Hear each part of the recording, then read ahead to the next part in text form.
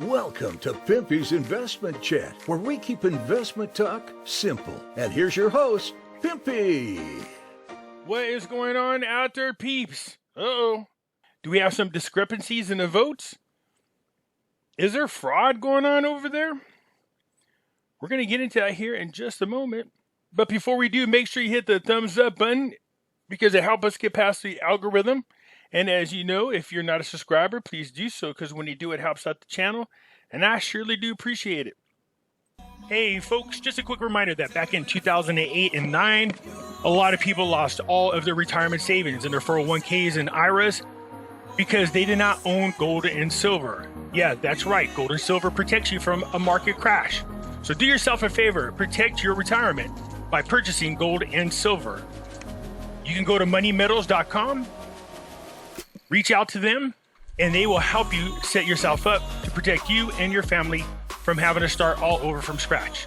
If you're a first-time buyer and you spend more than $100, use promo code Pimpy, P-I-M-P-Y, and they will send along with your order a free half ounce of silver. So, folks, do yourself a favor. Head on over to MoneyMetals.com and protect you and your family from a market crash, as well as inflation. Ooh, in case you haven't heard it, there seems to be a shortage over in the UK of silver blanks. How's that going to affect the worldwide market? We're going to find out, but the link for Money Metals is down below. I encourage you guys to go on over there. And if you spend more than $100, remember to use promo code Pimpy, P-I-M-P-Y, and get a free half ounce of silver. For those of you looking for my address, there it is right here. And you guys know I have this alternative website where I'm going to be posting some original content that we've been creating recently, and I look forward to sharing it with you.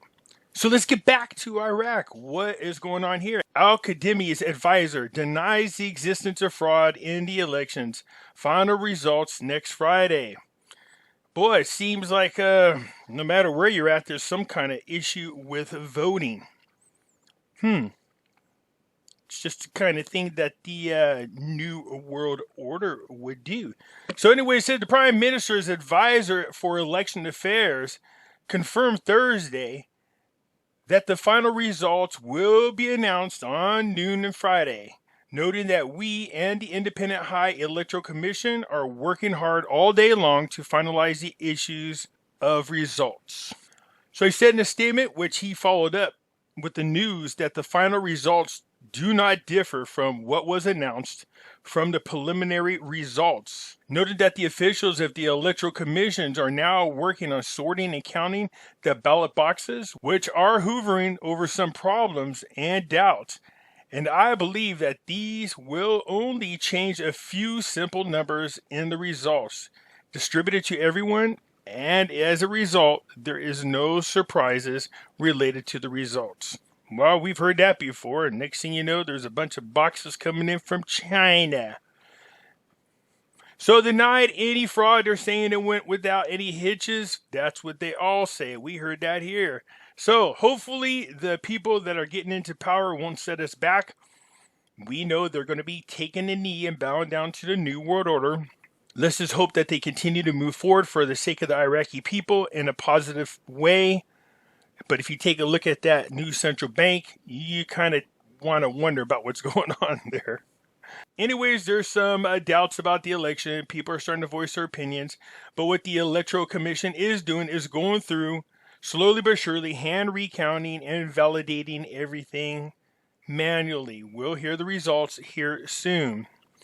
But we already know that the big winner, of course, is Sadr. He has 73 seats. Okay, and Halabasi comes a second with 38, and that sounds like they're going to team up, so this is going to be interesting. Al-Qadimi warns against any attempt to deviate from the legal context in dealing with the election results. In other words, don't talk about a war, don't talk about protests, don't do none of that, just let the legal process take its place. As long as those who are enforcing the law are following it. So the caretaker, Al-Qadimi, warned on Thursday that he called attempts to deviate from legal context in dealing with the results in recent legislative elections in Iraq. So he gave a speech to everybody saying, hey, behave yourself. This election has no losers and everyone is a winner. Except for those people who didn't get enough ballots. I guess there is losers if you think about it. Just throwing that out there. We must reconcile with ourselves and with society and open a new page in our political and social life. I call on those who have an appeal to submit it and to follow the approval, legal context, and frameworks, calling on the Independent High Electoral Commission and the judiciary to realize the rights of all on an equal basis. See, all that sounds good. It's lip service if you don't follow through with it the right way. So we will see what's going on, but people are complaining, and there was some talk about some uprisings, but that got nipped in the butt real quick. Now here's what I'm talking about. The second central bank strategy, 2021 through 2023, an approach to monetary and financial reform. Look at the size of that bank. Makes you wonder, because a lot of the central banks in other locations are building just as big. What do they know that we don't know, that they have to be this tall? Seems kind of ridiculous, but you know what they say, some people have to compensate. Just throwing that out there. The Central Bank of Iraq launched its second strategy for the years 2021 through 23 in conjunction with the economic and financial reform strategy adopted by the government in the white papers. The new strategy has drawn a roadmap with clear objectives and policies for the next 3 years in a special, complex, and risky economic and financial situation.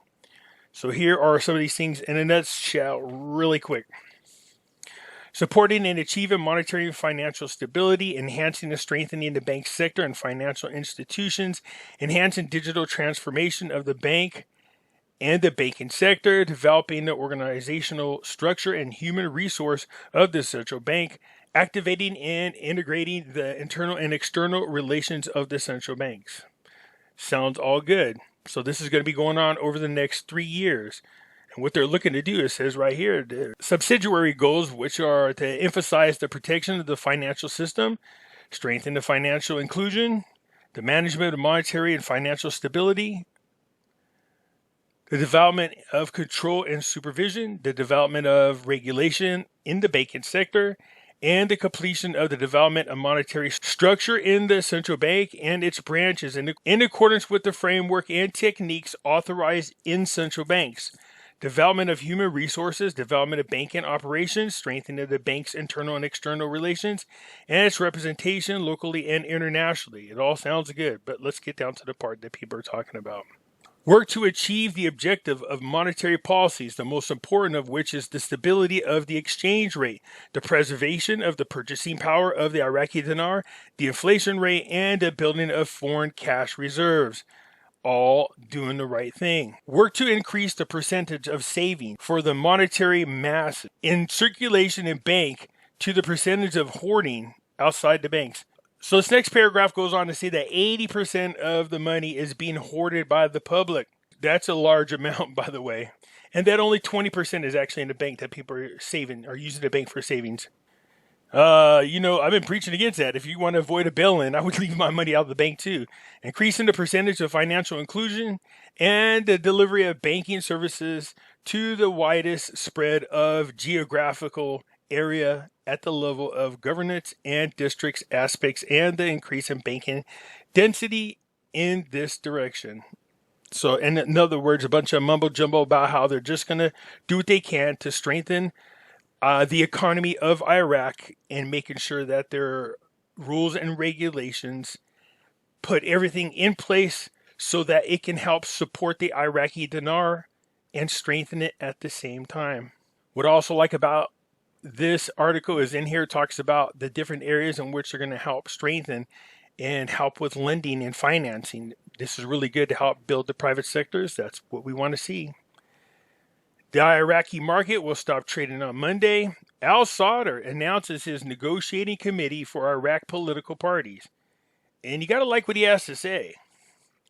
So the leader of the Sadr's movement announced on Thursday a special committee to negotiate with political parties. In a statement, Sadr addressed the political parties, saying that this negotiating committee represents him exclusively.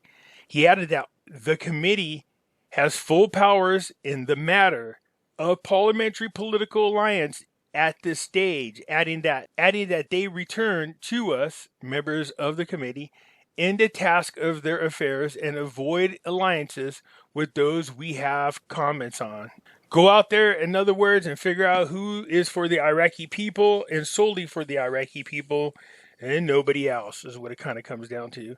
Al-Kadhimi's advisor, the new central bank instructions regarding the sale of dollar came to combat money laundering.